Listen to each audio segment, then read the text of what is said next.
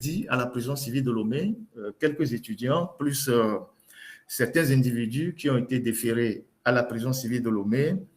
Qu'est-ce qui s'est passé? Écoutez-moi très bien, c'est important que je vous donne cette information. Ça concerne le processus de Campus France.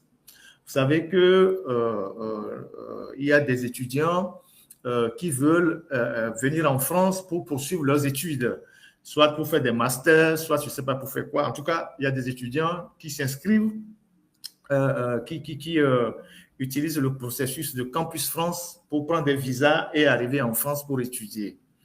Alors, il se fait que à Lomé, il y a tout un réseau parfois qui propose à certains étudiants dont les parents n'ont pas les moyens des cautions bancaires, attestations bancaires et relevés bancaires. Attestations bancaires et relevés bancaires.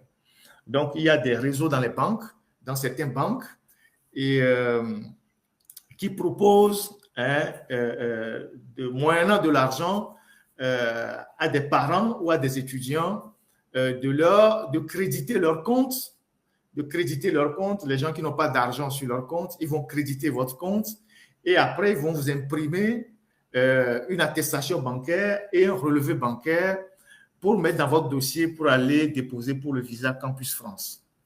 Et ils le font aussi pour le Canada.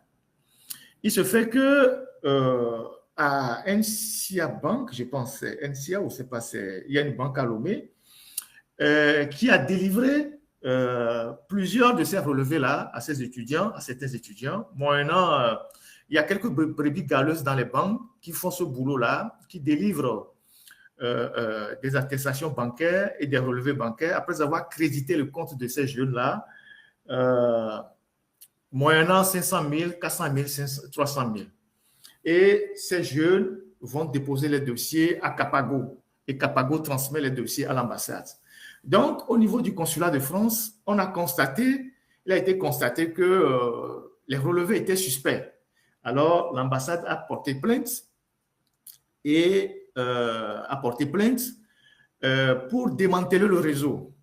Alors, les jeunes étudiants naïvement, on les appelle à Capago, je pense que c'est Capago que ça s'appelle, on les appelle à Capago, on dit ah, bonjour monsieur, voilà votre passeport est de retour à Capago, il faut que vous reveniez chercher votre passeport.